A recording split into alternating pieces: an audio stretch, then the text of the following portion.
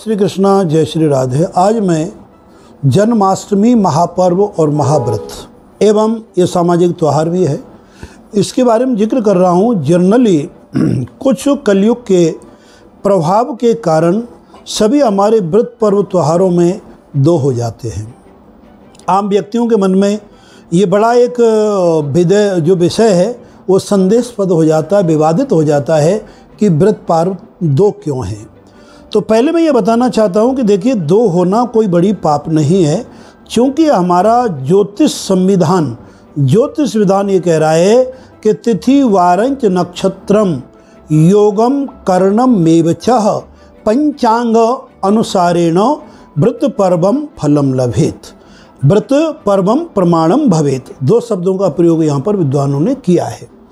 इस श्लोक का अर्थ ये होता है कि तिथि, वार, नक्षत्र, योग और कर्ण और मास, ये पांच जो चीज़ें तिथि आदि, इनका समन्वय जब अनुकूल होता है तब पर्व बनता है। कभी कभी ऐसा होता है, जैसे इस बार हो रहा है कि कुछ चीज़ें पहले दिन बनती हैं, कुछ चीज़ें अगले दिन बनती हैं, तो उसमें हमें बहुत मन में संदेह उत्पन्न नहीं करना चाहिए। उनको समझने का प्रयत्न करना चाहिए कि इसमें अधिकता क्या प्रमाणिक है। अब पहले मैं जिक्र करना चाहूँगा कि जन्माष्टमी के 8 प्रकरण कहे गए हैं। भाद्र मास है, भाद्रपद महीना हो पहले लक्षण, कृष्ण पक्ष हो दूसरा लक्षण, अष्टमी तिथि हो तीसरा लक्षण, रोहिणी नक्षत्र हो चौथा लक्षण, इसके उपरांत वृषभ पे चंद्रमा हो पांचवा लक्षण, और छठा लक्षण होता है कि सिंह पे सूर्य हो, ये आपका छठा लक्षण है। इसी के अनुसार कर्ण और हमारे योग ये अनुकूल हों।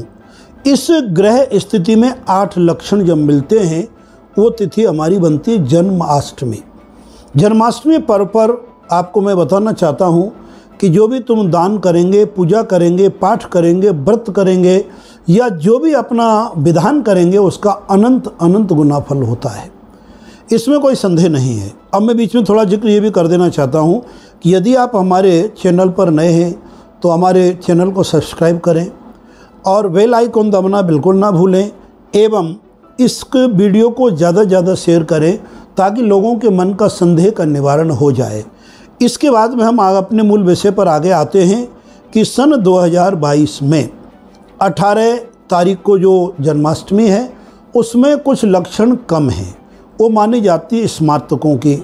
उस दिन सप्तमी तिथि है और सप्तमी तिथि में यद्यपि रात्रि 9:21 पर हमारे निर्णय सागर पंचांग की गणना के अनुसार अष्टमी तिथि आ जाती है, लेकिन नक्षत्र भरणी रहता है और चंद्रमा मेष पर रहते हैं। इस कारण से जन्माष्टमी मनाना उचित नहीं है।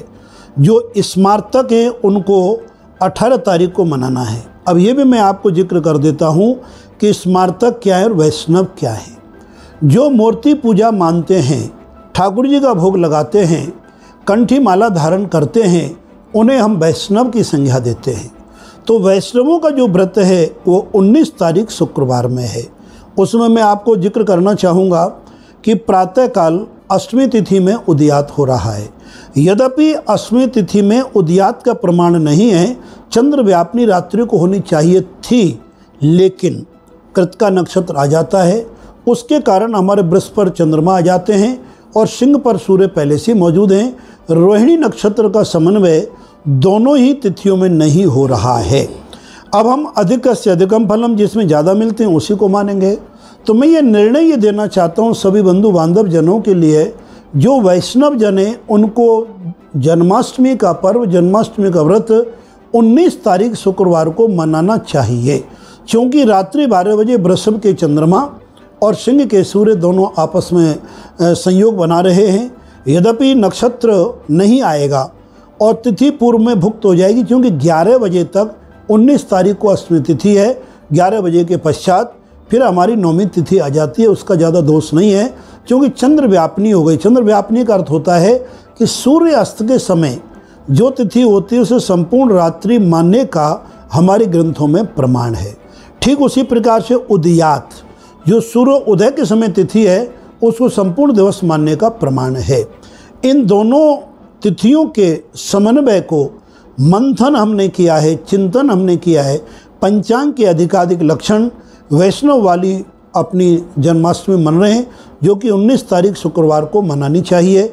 और जो स्मार्तक हैं, जो भगवान की मूर्ति पूजा नहीं करते, जो सभ्य रूप में अपने पूजा करते हैं सबका, उनके लिए 18 तारीख का भी प्रमाणिक दिया गया है।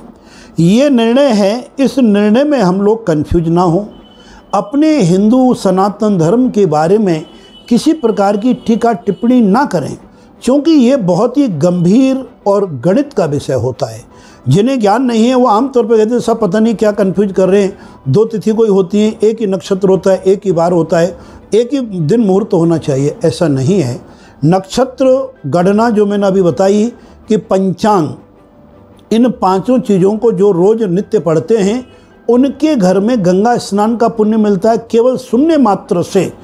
क्योंकि तिथि वारंच नक्षत्रम योगम करणम एवचः पंचांगम श्रवणम नित्यम गंगा स्नानम फलम लभेत।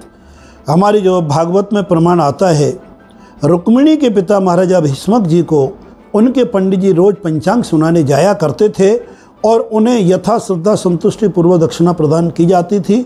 तो पंचांग के बारे में हम पंच अंग, 5 अंगों के बारे में समझना है, उन अंगों का समन्वय करना है। पुनः मैं एक बार आपको बता देता हूँ कि तिथि जो हमारी अष्टमी एकम से लेकर पूनम या अमावस्या तक होती है, 15 तिथि होती हैं। तिथि वारम, बार का भी प्रमाण है, नक्षत्र का है, योग का है और करण का है। यद्यपि भगवान श्री कृष्ण का जन्म बुधवार को हमारे शास्त्रों में प्रमाणिक है, इस बार गुरुवार का नक्षत्र आ रहा है। चूँकि चंद्र और सूर्य की युति अपनी अपनी यथाविधि पर है जो जन्माष्टमी में लिखे गए हैं, इसलिए हमारा अनुमान और हमारा गणित का जो आपको निर्णय है कि वैष्णव जन, ये फाइनल निर्णय आपको बता रहे हैं, 19 तारीख शुक्रवार को मनाएंगे, मनाना चाहिए।